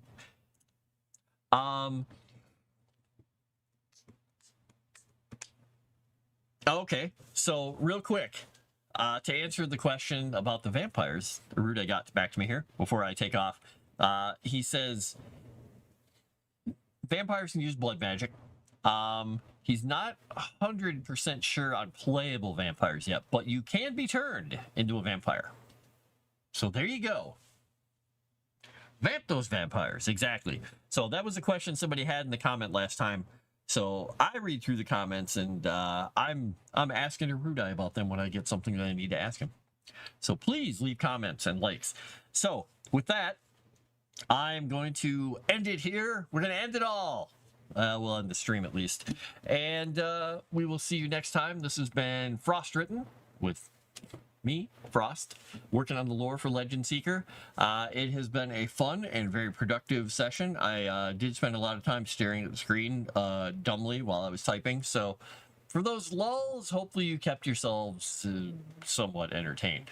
But if not, then next time I'll just, throw up some gang signs or something while I'm typing. I don't know. We'll do something to make you happy. Anyway, I will see you again next time. It'll be Tuesday, and we'll be here same time over on the Geeks and Gamers tabletop channel. Then Thursdays back over here, 5 to 7, Moonskull, doing some more Frost Written. And you can always catch me on my streams, at any time of day or night when I feel like streaming, sometimes really crazy late in the morning or night. So just give me a follow. You'll find me on Kick or Twitch, streaming something. at some point with someone. And look forward to seeing you guys also on Monday for Cthulhu on Moonskull. And you'll see me on some other things coming up soon. For one, Rifts. I'm going to be in the Rifts campaign, and it's going to be glorious and crazy. And other things that I'm not sure. Wait, actually, I think it was announced. But yes, in case I'm totally wrong about that, I'm not going to say anything. But I'll defer to Moss on that one. Oh, JT was telling you about that, Moss? The info on the ship, or intro to the ship, somebody you found adapted to get you acquainted. Yeah, I think it worked out really well. Yep. Potassium planes. But yes, please like the stream, comment on the stream. When I end it here, I will, you'll be able to comment within a minute or so. So just hang around and refresh. Throw a comment up there, ask a question, point out something that you liked, and we will talk to you a little bit later. Let me find the Moonskull ending here, and we'll be good. All right, I will talk to y'all later. Next time.